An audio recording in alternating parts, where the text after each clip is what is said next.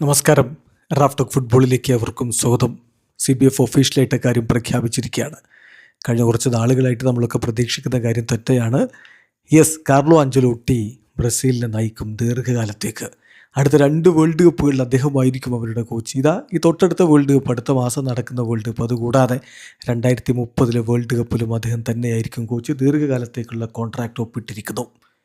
ഇക്കാര്യം ഇപ്പോൾ ഒഫീഷ്യലായിട്ട് CBF അറിയിക്കുന്നുണ്ട്. CBFൻ്റെ സ്റ്റേറ്റ്മെൻറ്റിൽ അവർ പറയുന്നത് എങ്ങനെയാണ്: Brazilian football confederation and coach Carlo Ancelotti have renewed their contract for another 4 years until 2030 world cup.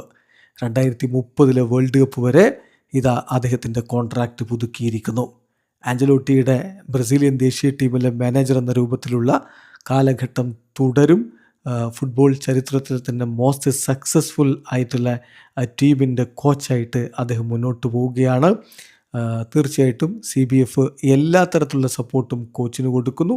അതോടൊപ്പം തന്നെ അദ്ദേഹത്തിൽ വലിയ വിശ്വാസവുമുണ്ട് എന്നുകൂടി ഇപ്പോൾ അറിയിക്കുന്നു CBF അവരുടെ സ്റ്റേറ്റ്മെൻറ്റിലൂടെ. 2025 മെയ്യിലാണ് അദ്ദേഹം ടീമിൻ്റെ പരിശീലകനായിട്ട് എത്തുന്നത്.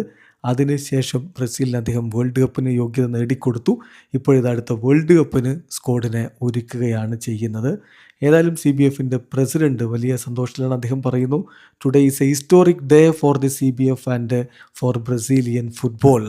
കാർലോ അഞ്ചലോട്ടിയുടെ കോൺട്രാക്റ്റ് നമ്മുടെ അടുത്ത ഒരു കമ്മിറ്റ്മെൻറ്റ് കൃത്യമായിട്ട് കാണിക്കുന്ന ഒന്നാണ്.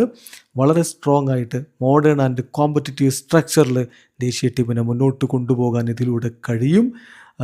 തീർച്ചയായിട്ടും ഡെയിലി ബേസിസിൽ ബ്രസീലിയൻ ടീമിനെ ഹയസ്റ്റ് ലെവലിലേക്ക് കൊണ്ടുപോകാൻ, വേൾഡ് ഫുട്ബോളിൽ മുന്നേറ്റം നടത്താൻ ഉള്ള ശ്രദ്ധയാണ് ഞങ്ങൾ പതിപ്പിച്ചുകൊണ്ടിരിക്കുന്നത് എന്നുകൂടി CBFൻ്റെ പ്രസിഡന്റ് സമീർ സൗദ് പറയുകയുണ്ടായി. വീഡിയോ അവസാനിക്കുന്നു. ഫുട്ബോൾ ലോകത്ത് കൂടുതൽ വിശേഷങ്ങളുമായി റാഫ് ടോക്സിൻ്റെ എത്താം.